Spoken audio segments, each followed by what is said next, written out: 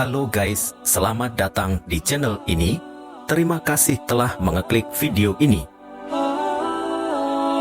Pada konten YouTube kali ini, kita akan mengupas sebuah kisah yang penuh dengan mistik dan keajaiban, yaitu kisah Baluqiyah. Kisah tentang perjalanan Baluqiyah ini belum terlalu populer di kalangan anak-anak dan pemuda, padahal kisah ini yang indah dan insya Allah dapat menambah keimanan kita.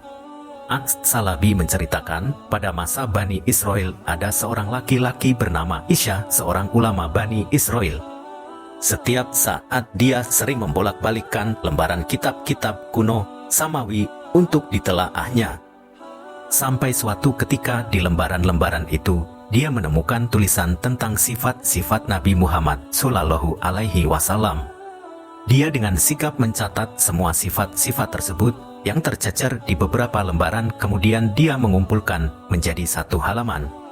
Pada akhirnya, ia sembunyikan lembaran itu ke dalam sebuah peti. Selanjutnya peti itu dikunci mati, tidak ada seorang pun yang mengetahui di mana kunci peti itu disembunyikan.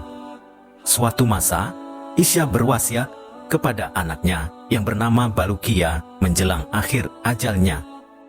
Isya berwasiat pada anaknya Baluqiyah agar meneruskan tugasnya, yaitu menjadi hakim di kalangan Bani Israel. Setelah beberapa waktu lamanya Baluqiyah menjadi hakim menggantikan ayahnya, suatu saat dia melihat sebuah peti terkunci di rumahnya, sehingga membuat dirinya menjadi penasaran. Dia menceritakan isi peti itu kepada ibunya. Namun ibunya malah menjawab, "Aku tidak tahu apa yang ada di dalam peti itu. Bahkan kunci-kuncinya pun aku belum pernah mengetahuinya," walaupun semakin penasaran ingin mengetahui isi peti tersebut. Akhirnya dengan keras ia mengatur kunci-kunci yang menutup rapat peti itu. Setelah dibukakannya, ternyata di dalamnya terdapat sebuah lembaran-lembaran yang bertuliskan sifat-sifat Nabi Muhammad.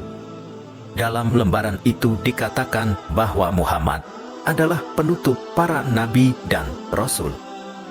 Surga diharamkan kepada para nabi sebelum terlebih dahulu Muhammad dan umatnya masuk ke dalamnya. Seusai membaca lembaran itu, Baluqiyah keluar rumah menemui kaum Bani Israel untuk menyampaikan apa yang tertera di dalam lembaran kitab yang dibawanya. Seketika kaum Bani Israel dengan seksama menyimak penuturan Baluqiyah. "Beraninya ayahmu menyembunyikan yang diketahuinya sehingga dia tidak menyampaikannya kepada kami. Hal itu pun lantas membuat mereka marah." Tak lama kemudian, Baluqiyah pamitan kepada ibunya untuk melakukan sesuatu perjalanan panjang. Ibunya mendoakan semoga Allah menjadikan angan-anganmu tercapai. Setelah berpamitan dan berkemas, Baluqiyah pergi meninggalkan Mesir dalam rangka mencari kabar tentang Muhammad. Baluqiyah mengelilingi bumi dari ujung timur sampai ujung barat sehingga sampai di laut, salah satu tujuannya. Di sana ia melihat beberapa keanehan yang tidak pernah dilihat oleh orang lain. Di antaranya dia melihat satu pulau yang penghuninya adalah ikan hak, yaitu sejenis paus. Ikan-ikan itu berkata, "Tiada Tuhan selain Allah, Muhammad itu utusan Allah." Melihat hal itu, Baluqiyah yang menyapa mereka dengan salam. "Hai, sebelum kami belum pernah mendengar sama sekali perkataan itu," kata ikan-ikan hat itu. Baluqiyah menjelaskan ungkapan tersebut adalah sunnah Nabi Adam. Ikan-ikan hiu itu bertanya, "Dari mana asal kamu?" "Aku berasal dari kaum Bani Israel," jawab Baluqiyah. Akan tetapi, meskipun mereka banyak bertanya, tetap saja mereka tidak mengenal Baluqiyah. "Kami tidak tahu menahu Adam, tidak juga Bani Israel," balas ikan hat padanya. Mendengar pengakuan mereka, Baluqiyah menjadi penasaran, "Kenapa kalian mengenal Muhammad?" Mereka menjawab, "Sejak awal mula Allah menciptakan kami seperti ini, yaitu mengucapkan kalimat syahadat yang seperti tadi. Sebenarnya kami berasal dari ikan neraka jahanam. Bagaimana keadaan neraka jahanam?" tanya Baluqiyah kepada ikan-ikan hat itu. Akhirnya para ikan itu menjelaskan tentang keadaan jahanam yang terkenal mengerikan ini. Dia adalah lembah hitam yang berbau busuk setiap tahunnya.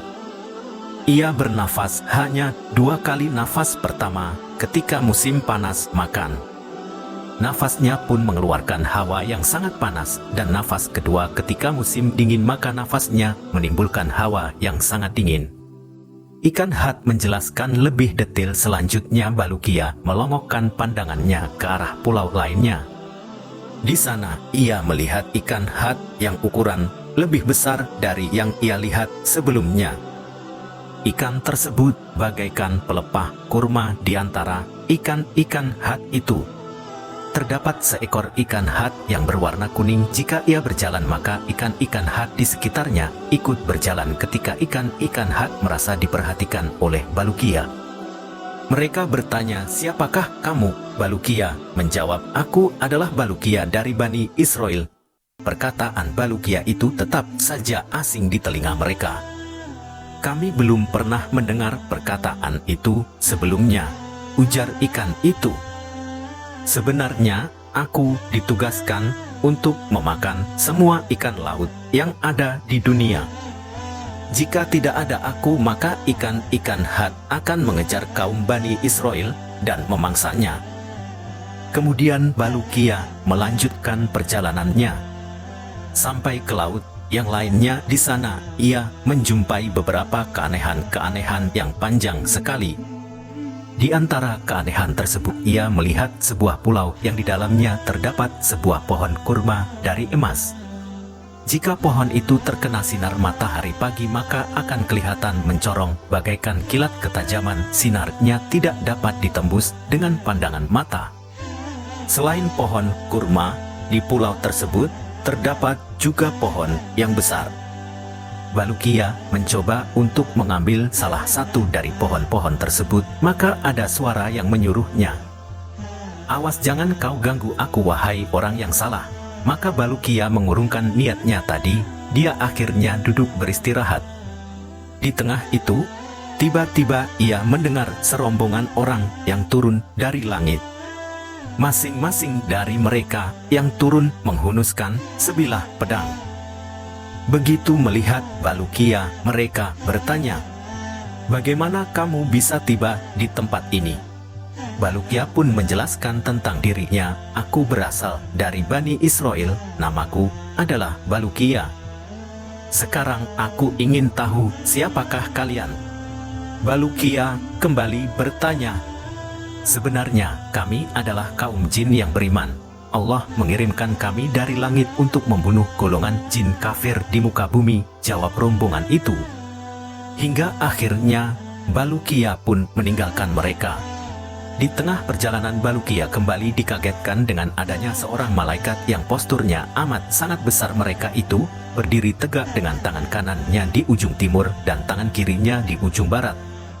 Dia senantiasa berucap, "Tiada Tuhan selain Allah, Muhammad itu adalah utusan Allah."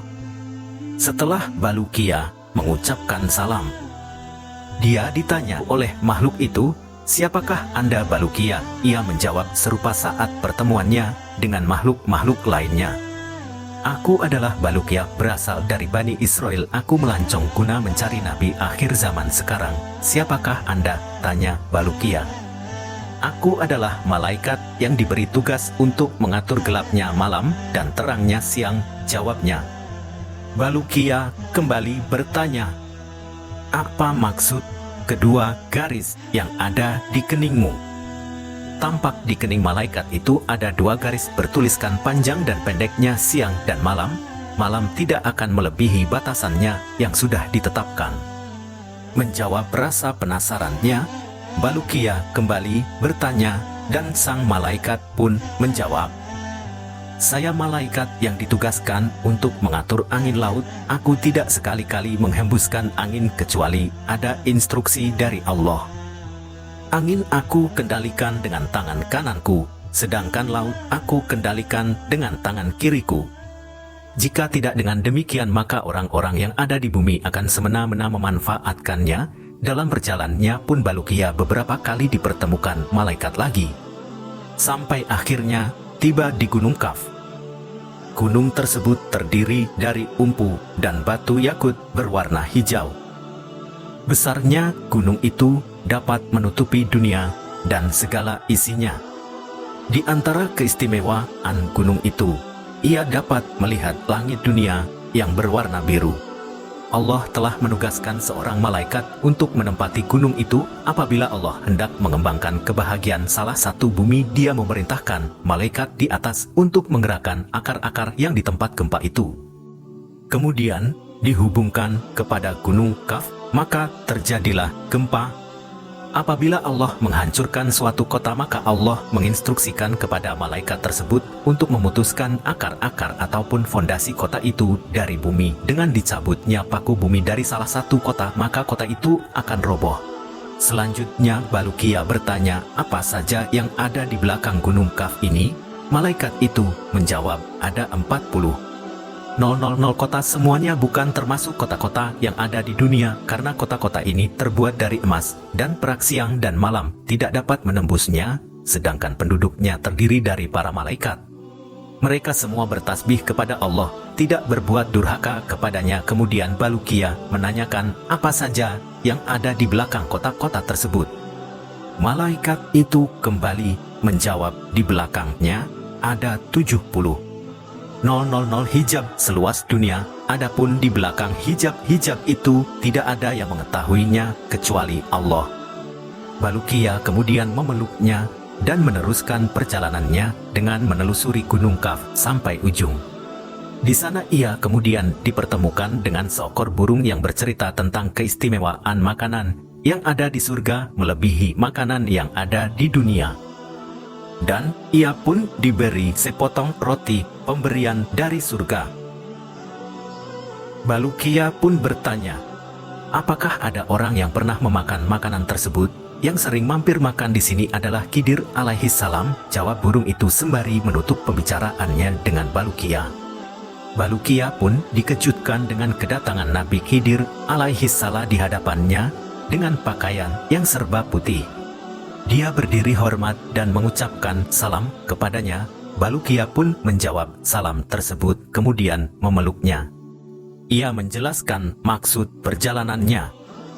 Aku pergi dari rumah demi mencari seorang nabi akhir zaman, sehingga pencarianku sampai ke tempat ini dan bertemu denganmu. Karenanya sudilah kiranya Anda memberitahukan kepadaku di mana nabi itu, tanyanya. Khidir pun lantas menjawab, sesungguhnya nabi akhir zaman tidak akan datang pada masa sekarang ini. Kamu tidak mungkin dapat bertemu dengannya, wahai Balukia. Tahukah kamu berapa jauh jarak perjalananmu dari rumah ibumu? Tanya Khidir. Aku tidak tahu, kata Balukia. Kamu sudah meninggalkan ibumu sejauh perjalanan yang ditempuh selama 50 tahun. Apakah kamu mau aku mengembalikanmu ke rumah ibumu? Balukia mengiyakan. Jika demikian, pejamkan matamu, pinta Khidir alaihi salam. Ketika Balukia memejamkan kedua matanya, tiba-tiba tidak berasa dia sudah berada di samping ibunya. Begitu Balukia membuka kedua matanya, dia melihat ibunya sudah berada di sampingnya. Balukia bertanya kepadanya, apakah engkau melihat siapakah orangnya yang telah membawaku kemari? Ibunya menjawab, aku melihat seekor burung putih membawamu dan meletakkanmu di sampingku. Setelah itu ia segera terbang. Kembali usai meluapkan rasa rindunya, Balukia menceritakan kisah petualangannya kepada ibunya. Kemudian ia keluar untuk menemui kaumnya. Mereka pun menyambut ketidakhadiran Balukia di tengah mereka setelah beberapa waktu lamanya. Akhirnya Balukia menceritakan semua peristiwa-peristiwa aneh yang dilihatnya selama dalam petualangan mencari nabi akhir zaman. Mendengar isi kisah tersebut, kaum Bani Israel menulis semuanya. Tidak ada yang lewat kegiatan menulis kisah dari petualangan Balukia ini. Konon Balukia dikurniakan umur untuk hidup di dunia selama 1000 tahun.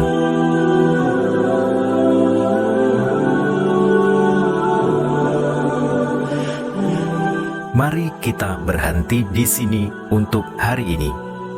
Jangan lupa untuk like, komen, dan subscribe di saluran YouTube kami untuk mendapatkan lebih banyak cerita menarik lainnya. Sampai jumpa di video berikutnya.